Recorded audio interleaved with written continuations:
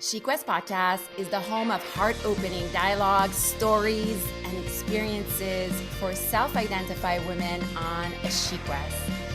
Season 5 is now bilingual as I welcome co host Nadia Bonenfant. Hey, Nadia!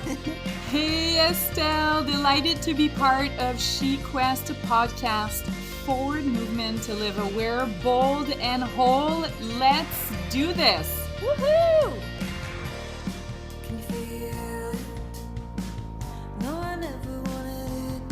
Today on She Quest podcast, I am honored to be welcoming Nancy Zagbayou to the mic to be chatting about yoga, freedom of work, movement, diversity, and inclusivity.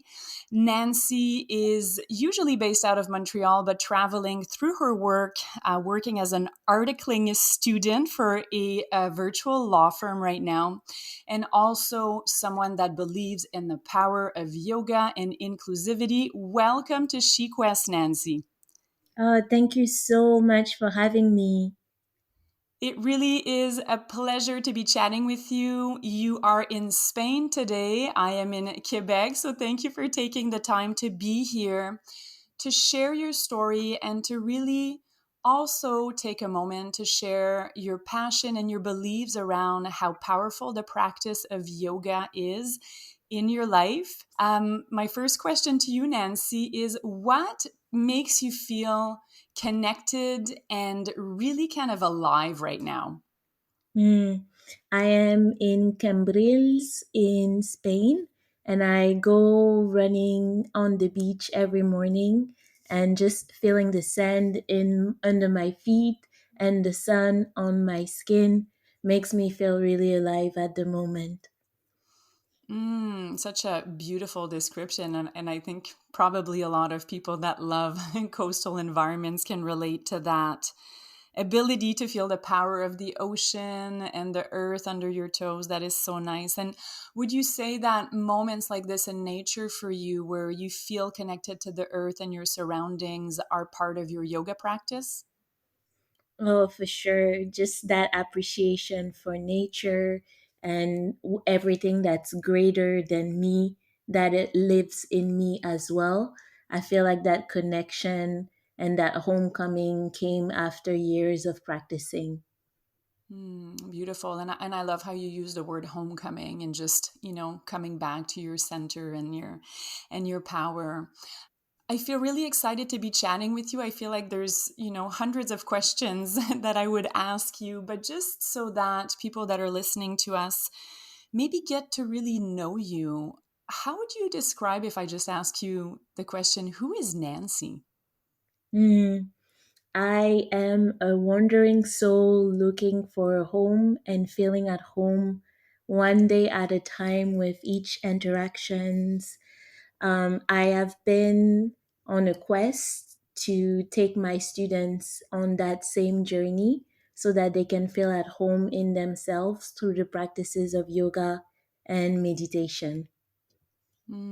Beautiful. And I guess that moving around the globe, I'm going to say, as a virtual yoga teacher too, I would have to think. I know you've studied law and you're doing some work for a virtual law firm that is based in British Columbia, but giving you the ability to move around. Do you feel like the practice over the internet with your student is something that you've actually cherished in developing? Hmm. So, COVID has been a gift in disguise in my practice. I was mostly teaching in person before, and I had to make a shift to teach online and finding new ways to create affinities and connections with my students. And so now, after a year of living in this new environment, I want to say that yes, I'm able to create a sense of home even online, but it has come with lots of trial and error and also lots of vulnerability, opening up with my students and giving them the opportunity to do the same with me, even if we're not face to face. It's been such a year of adaptation, eh? The fact that actually even through the screen we have this kind of like sacred technology that allows us to feel connected and grow individually and as a community. And I can only imagine if you've been on the road a little bit the last few months, and I don't know if you have, but to kind of bring this fresh new energy from different geographical areas for you as a teacher, fueling your practice and facilitating practices for others must have been some really nice active fire that you were able to bring. And so maybe tell us about, through your travels recently, are there favorite spots that you feel really connected and grounded with, that you use when you're virtually teaching? Or do you mainly set up a space wherever you are and teach from an inside space? Mm. I mostly set up a space and teach from an inside space, and I try to have that space not have too many stimuli. So, white walls and just my mat and me, and giving a sense of consistency to my students, because what they're looking for is a sense of home. And so, creating that home wherever I go has been very important to me and to my students as well, and feeling like there's some continuity to the practice.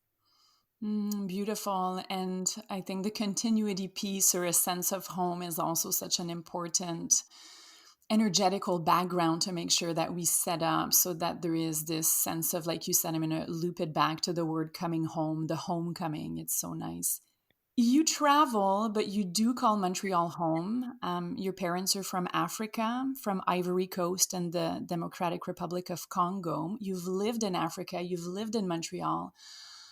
How do these life experiences merge into the women that you have become, the choices that you are making, the values that you're sharing with your students? So my parents, they studied in Canada, and so they met and had me in Montreal. So it's a very special place in my family's history. It's a place of love and a place of birth. And so Montreal has always had a special place in my heart, as a place where anything is possible.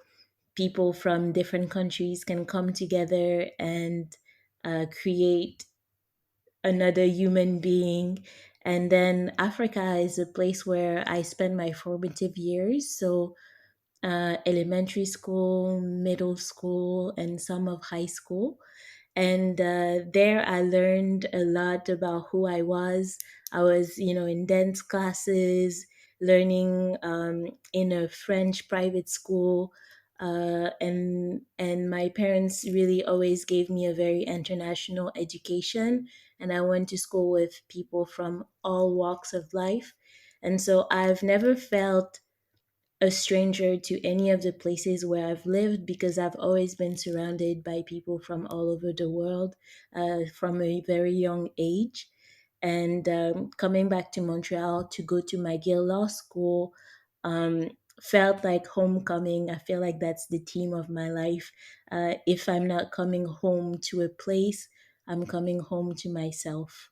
So beautiful. And I'm going to say, kind of bathing in this diversity and access to experiences in on two different continents. Probably, I would have to imagine, really nourish a lot of what you facilitate for your yoga students through movement with the physical body, especially, like you said, with the dancing background from Africa. And then also, I'm sure the words and the values that you choose. And so that seems like I would love to take classes with you. I feel like it would be a very rich experience and a deep experience. And as a woman of color in wellness, do you feel that this diversity of life experiences and how you've been brought up into these different places really have merged in for you in completely aligning with your dharma, your Mhm. voice? Thank you for that question. It's beautiful. I feel like my voice is getting stronger, but I also feel like my voice is being heard. At times, I didn't feel that there was space for me to be authentic in an industry that's very homogeneous. But the tides are shifting, and people are understanding that um, we have to value differences, we have to value inclusivity and diversity, and the students are asking for it as well. And so I'm seeing that what I have to offer is becoming, has always been valuable, but now it's also being seen and sought after as something valuable. So powerful what you're saying, and being seen. And I'm going to come back to the word being sought after, and feeling like there's a huge shift happening, and having the ability, and I guess the life alignment and experience to become a tide changer or a torchbearer. I think in that must be such a big mission. Is it a mission that for you, do you feel like it's something that you really, really want to or have to put forward? I know that you are assisting in yoga teacher trainings. I'm sure that you've had demands to develop content and deliver curriculums. How strong does this resonate in your body for you as a teacher trainer now? I want to say that that my background has opened doors, and I feel that those doors are open for me to open doors for other people as well. So when I step out of my home, the world sees me as a black woman, and so it's not something that I'm actively going out to advocate for, but it's something that I am. And by virtue of who I am, my body is political. And so I have to be in spaces where I have to often explain where I come from, who I am, the way that I do things. And so that has played a big role in my work as an inclusion consultant, because I understand the people that I serve. I understand the institutions who want to be more inclusive towards people who look like me. And that's a very niche and key skill set that I'm bringing to the table. I would say that it is my dharma in a way that I can divorce from who I am. But I would also say that it is my dharma because of the students that I serve, and seeing that more and more by the work that I do, I'm able to create more spaces where they're welcome. Wow, that is so powerful. I'm just listening to you, and the alignment of, your life story, the choices you've made in your education, in becoming a facilitator, taking on the role of opening doors for others. And like you said, that your body, you said my body is political in that way, where whether you want to change or not, this is you, and this is you in all of your light, and stepping into these boots of real world power. And wow, what a deep mission. And at the same time, what a wonderful career path that you're kind of braving for yourself with, consulting and law and yoga teaching and travel. If I come back to Nancy 10 years ago and Nancy now, what would you say are the experiences that have made you really shift and honor the women that you are today? Mm.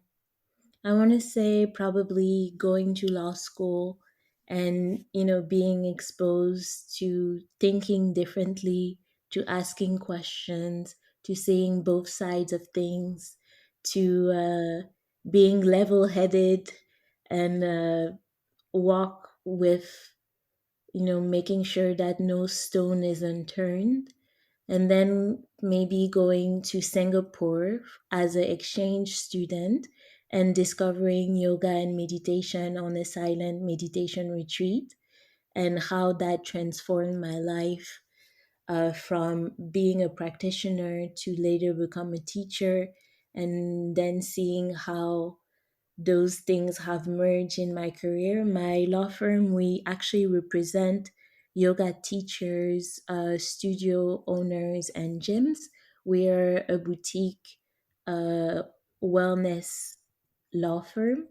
So I was able to merge my interest with my life work. And that's a very special gift, I think, that life has given me. I'm so excited to introduce Estelle Thompson. Yes, that's me. Online art and yoga studio, a place to engage, explore, transform, and most importantly, play to free your unique expression of soul. With the coupon Studio 20, try 1 month of studio features with 20% off.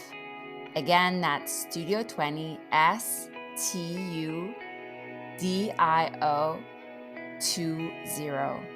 You're welcome. Now back to our electrifying guests and conversation.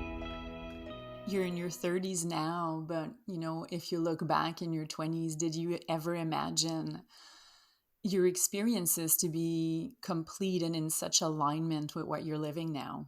No, I was honestly just putting one foot in front of the other, and, living with an open heart for sure, but not having a set plan and seeing what life had to bring. And I think sometimes that's the best way to live. When we have set plans, things don't always turn out the way we expect them to, but keeping an open heart and an open mind gives us the opportunity to seize the moment when it presents itself. Absolutely. And to feel like there is that, like you said, that openness energetically in welcoming these new experiences, and at the same time developing the vision of what one foot in front of the next means. And do you start to dance through that life experience, or do you stay really on just that, kind of like the tightrope? But it certainly sounds like you've been dancing with it, and it's so inspiring. And I have no doubt that people that are going to be listening to our conversations, I think that will feel very much inspired. And it's so easy to get into these robotic modes of just the day to day and detaching ourselves from deep places of information, through experiences and through what is needed in our life right now. And I'm curious about your personal practice. So I think you facilitate and open a lot of doors for people in your sphere, but your practice to feel like you're really in tune consistently looks like what exactly? I have a very rigid routine. I wake up at 4 every day. And those things are part of my practice, even if it's not just the asana, but the idea of waking up and sitting in meditation, journaling my gratitudes, practicing Haimsa every day. And my yoga practice consists of the primary series in Ashtanga. And so it's a very, formulaic way of practicing, but it gives me a lot of freedom because I don't have to think when I get on my mat. I know the primary series and I just do it, and it keeps my body fit and healthy and flexible. And also I have a lot of fun still with the primary series. But when I feel the shift in the moods, then I would do some yin, which always does a lot of good to the soul. And I mostly teach the same things in terms of vinyasa and hatha, prenatal, postnatal. But for me, what brings me home to myself is really yin and the Ashtanga practice. Such two beautiful layers of practices to, like you said, have a little bit of that fire ignition in the morning, and at the same time being in complete tune in and listening to the body when you just need to root down and feel supported.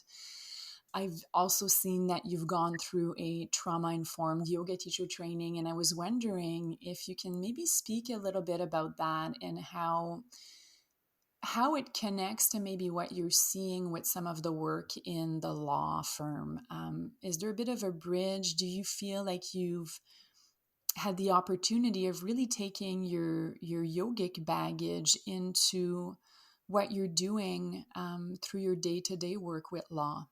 So the trauma informed teacher training was a lot about consent, learning what consent means, in which ways you can ask for consent, either for hands on adjustments or just inviting people into the practice, understanding that different people are coming to the practice in different ways with different histories and maybe some traumas, and that the term trauma is relative and that we all have some trauma that we bring with us.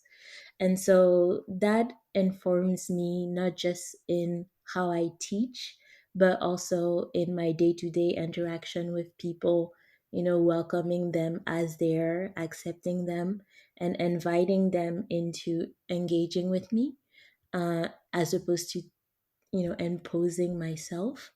And in terms of the work that I do at the firm, so it's a corporate law firm. So most of what we do is draft legal documents for our clients. But I've been able to make connections because some of our clients do teach trauma informed yoga. And so through just my own life and who I am, I've been able to connect with some of our clients. But in terms of does that directly apply to the work, I would say it applies in the way I engage with the clients. Mm. And so interesting again how it sounds like you've created yourself by being open and, like you said, initially putting one foot in front of the next and eventually kind of creating your own space. You've got such a wonderful toolbox, or your secret box of information and experiences and tools to consistently be in measure to navigate in the day to day. And with that, you've spoken about your personal practice and ahimsa, nonviolence. And I was wondering, as a woman of color in wellness again, or in law, or traveling, are there moments where ahimsa, hand on your heart, there are times of deep connection because you feel like it's needed for you to feel like you're navigating in your own rhythm with your own choices and the power of your voice? Can you dive into what ahimsa means for you on your personal level? I love that question. I actually was teaching this morning, and we were practicing on the theme of ahimsa. And for me, it's really, compassion towards all living beings, including yourself. And oftentimes that little piece is missing. The fact that, nonviolence starts with us in our thoughts, in our actions, in our words.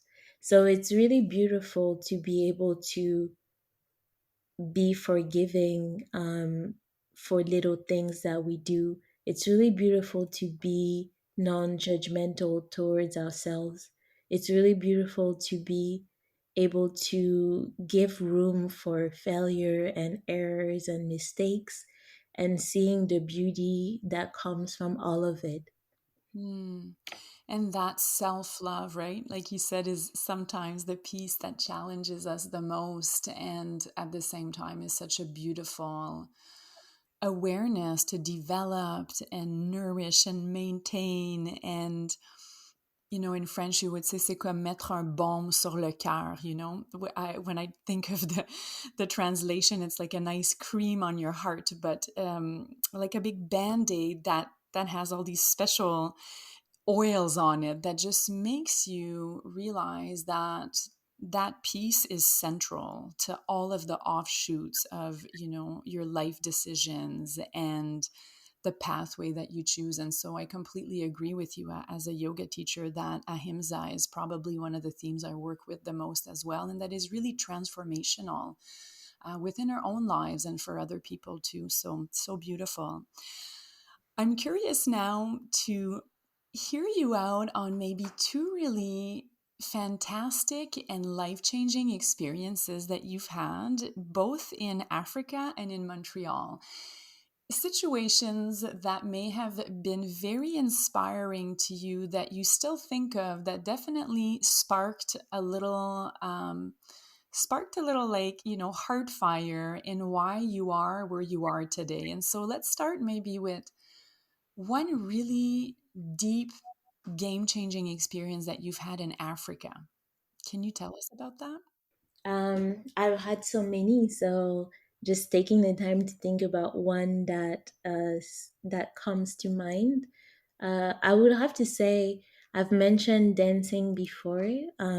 So I went, to dancing school. So we did ballet, we did jazz, we did tap, we did African dance, we did modern dance, we did hip hop, all of the things.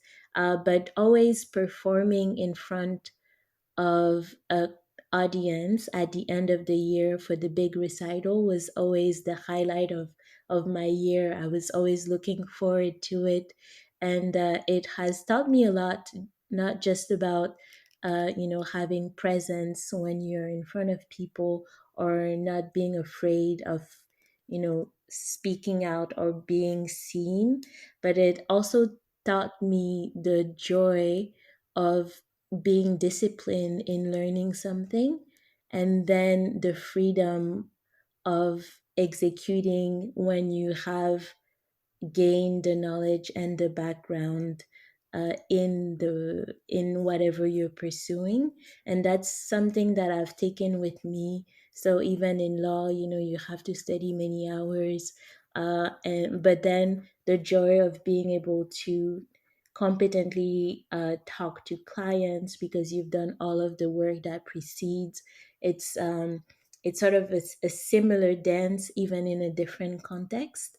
So I would say that that's an experience that I would always cherish, that happened every year. So it's not a one time experience, but just those formative years of dancing and performing in front of people, and how that has trickled down to other areas of my life in teaching me discipline and the rewards that come with hard work. And so interesting. And, I know we have our cameras on off, but I'm smiling away. I think that for me, dancing is such a passion as well, and something that I definitely blend into my yoga practice and what I teach my students on my end too. And it's interesting to hear you out about, it's always, I'm going to say, like two sides of the medal. There's that freedom of just doing on the spot intuitive dancing with whatever comes through your body. And then on the other side, there's the development of the practice that becomes recorded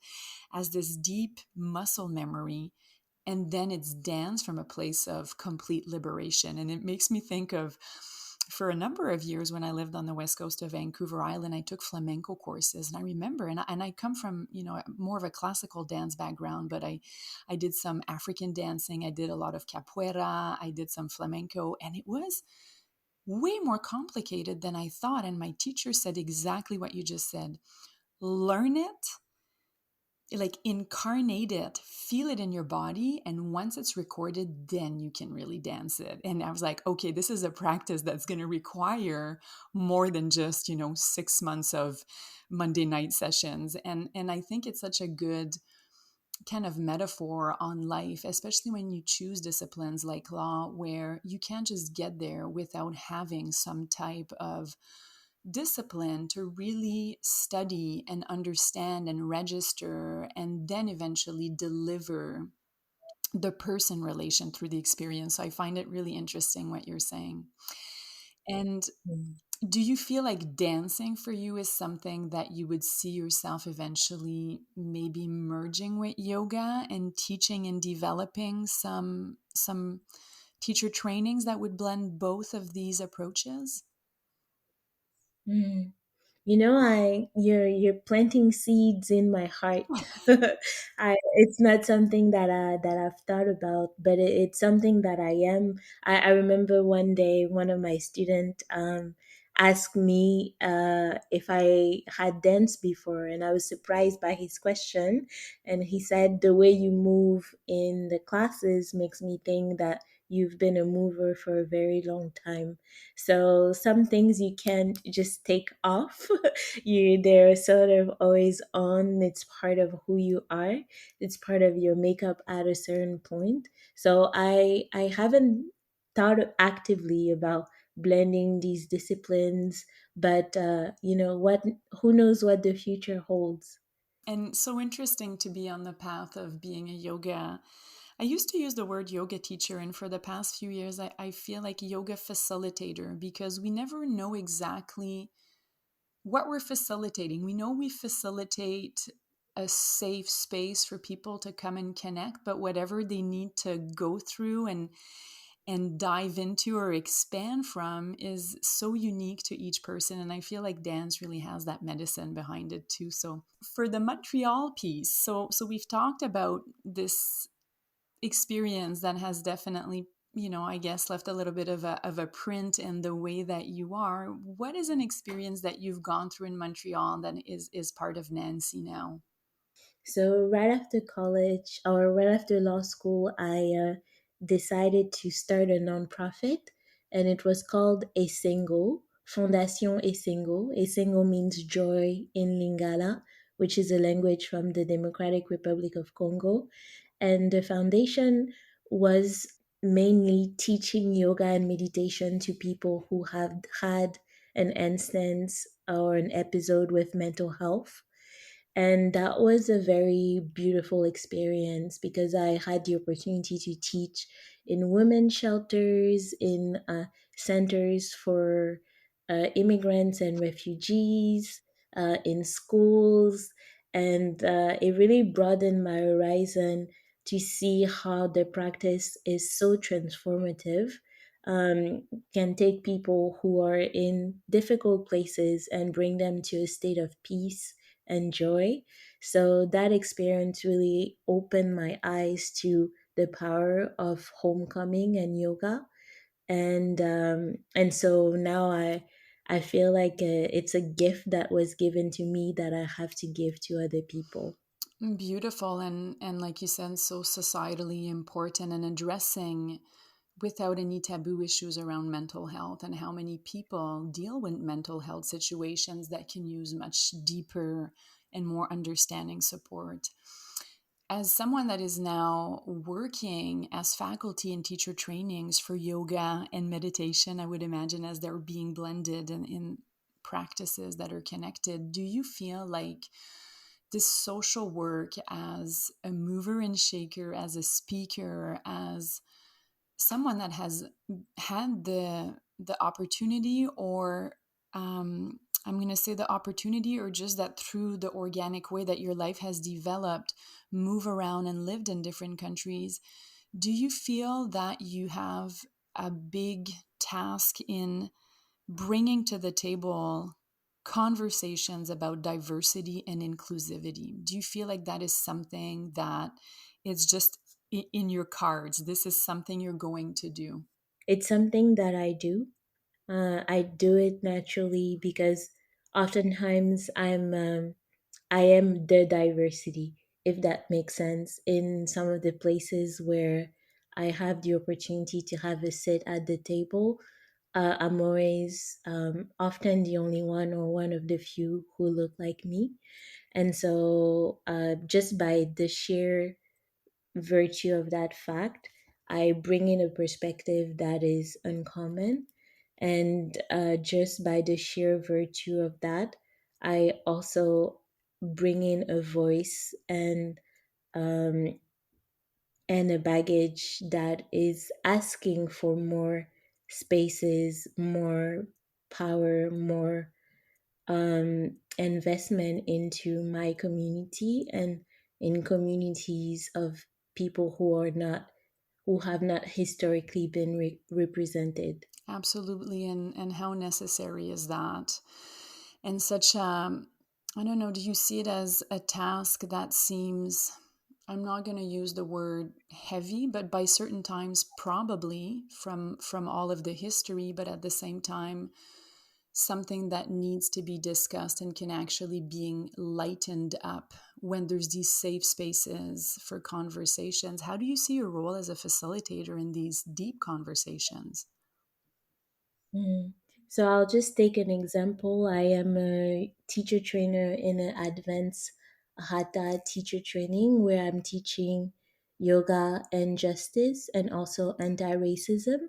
And the course is a year long, and we meet a full weekend every month, and then we have a retreat as well. And so over the course of a few months, I've seen the progress that my students have made in their understanding of race relations, in their understanding of their own racial script. And we all have one in their understanding of their conscious and unconscious biases, and in also their understanding of the beauty in inclusion and diversity. And so I don't think that this is a one time conversation that we have. I think that it's an ongoing conversation that evolves over time. I think that we are not all born anti racist, and it's a spectrum depending on where we are and the subject matter. We can be more on the anti racist side or more on the racist side. And so we have to constantly walk towards being more anti racist.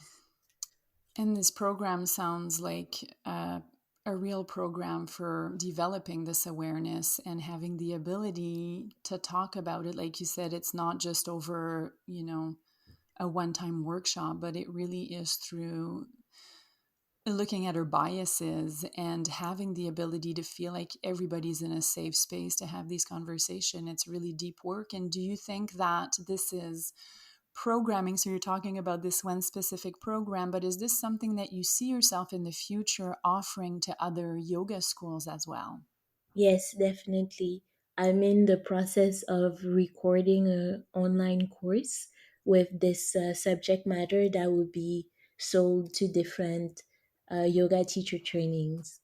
So important. I would love to get more information on our end too, and just so listeners know, of course, when we're going to speak of this podcast with Nancy today, we're going to have all of the information in her post so that you can follow Nancy and find all of this important, deep, beautiful work that she's doing. Nancy, what's your next? Where are you going next? So you're in Spain right now. What's coming up in the next few weeks or the next couple of months? After Spain, I'm going to Paris, and then I will probably be going to Belgium. So that's as far as we know for now. Okay, and this would be, do you have yoga teaching opportunities as you move around as well? Or are you still working with your, I'm going to say your home based community online? I'm working with my home based community online. I'm open to, other opportunities. I was approached by an organization called the Travel Yogi. And so next year I will be taking my students to Panama and to France on yoga retreats. So I'm very excited about this new partnership that's coming up with the opportunity to marry my teaching with my love of travel and to do it with people that I love and also maybe people that I haven't met yet, but I'm looking forward to growing with. So beautiful. And in the end, I think that when these opportunities arise, they're just a testimonial to all of the hard based decision making you've given yourself the opportunity to follow and listen to in the last few years. It's so inspiring. And it's been such a privilege to chat with you. And I think that I would just end it on a note for women listening to us right now. What would you tell people to allow them to really listen to their inner voices, and how can they stay connected to inspirations in their lives to really align with their highest being? I love that, because I want to say that my practice as a teacher is to bring my students home to their higher selves. and that is done by quieting the noise and tuning in inward, allowing ourselves to recognize that voice that is stronger than any other voice, which is our own. And I think that oftentimes we are not given the opportunity to nurture that voice.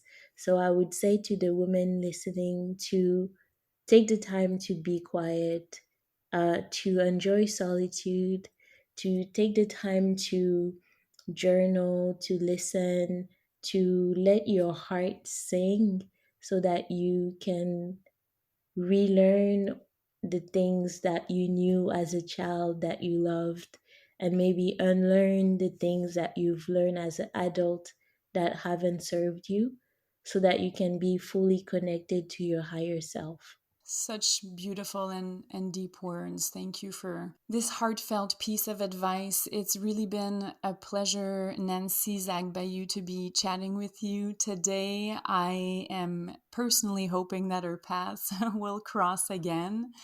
Thank you so much for sharing your vision, your stories, the importance of your work, and how powerful your life can become when you say yes to taking this leap of faith into really just following your heart and having some type of discipline through it all. I'm going to say a loving, flexible discipline, but it's been really a pleasure to feel nourished by your stories today. And I'm very much looking forward to seeing Nancy. I'm going to, keep following what you're doing, and I'm going to allow, or not allow, of course, but I'm going to share all of your information so that people can discover some of your yoga retreats, some of your online classes, so that this community keeps building around you as well. Thank you so much for having me, Nadia. This was lovely.